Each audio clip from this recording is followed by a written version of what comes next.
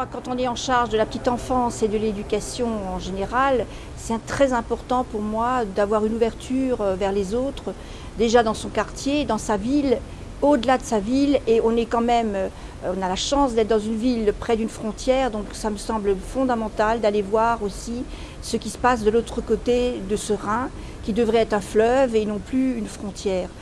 Alors il y a l'Allemagne, mais il y a aussi d'autres pays de l'Europe. On accueille aujourd'hui des enfants qui viennent des pays de l'Est, qui font aussi partie de l'Europe, bien sûr des pays du Sud, des pays nordiques. Et je crois que Strasbourg a aussi cette chance d'avoir dans les écoles une population très diversifiée, de par des personnes qui travaillent à Strasbourg ou qui sont venues liées à une immigration plus en recherche de travail pour les parents. Mais je crois qu'on a cette responsabilité-là, c'est-à-dire de découvrir ce qui peut être différent, et ça dès le très jeune âge.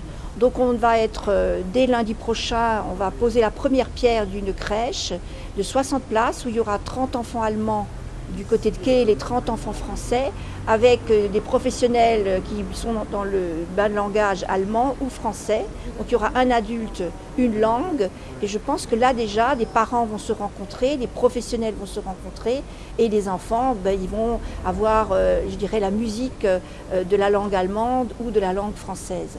Ensuite, il y a les maternelles, et là aussi, nous souhaitons que dès le plus jeune âge, il puisse y avoir des échanges, il puisse y avoir des rencontres entre des écoles allemandes et des écoles françaises. Et puis les enfants un peu plus grands, qui continuent dans deux langues. Il faut aussi se dire que des enfants dans les quartiers plus populaires, ils ont déjà deux langues. Ils ont leur langue maternelle et ils apprennent le français.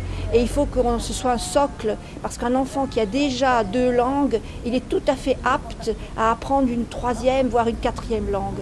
Et je trouve qu'on ne valorise pas suffisamment cette expérience qui est très fréquente chez les enfants à Strasbourg, pour avoir ce socle, pour continuer à développer d'autres langues, d'autres cultures.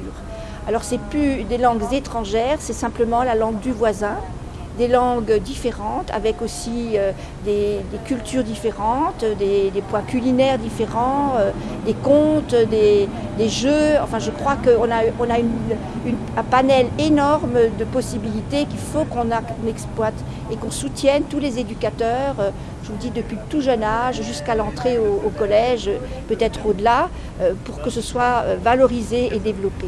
C'est une vraie richesse, et on voit ces enfants plus grands, ils n'appréhendent pas l'autre. Il n'y a plus cette peur de l'étranger, cette peur de la différence, cette peur, c'est une véritable inclusion, comme il y a l'inclusion d'enfants différents ou d'enfants qui ne sont pas issus ou nés au même endroit que soi-même. Donc je crois qu'on a cette responsabilité-là, et aujourd'hui je suis très heureuse de voir ces rencontres avec autant de succès, parce que ça témoigne aussi que la jeunesse, elle est beaucoup plus ouverte peut-être que nos anciens.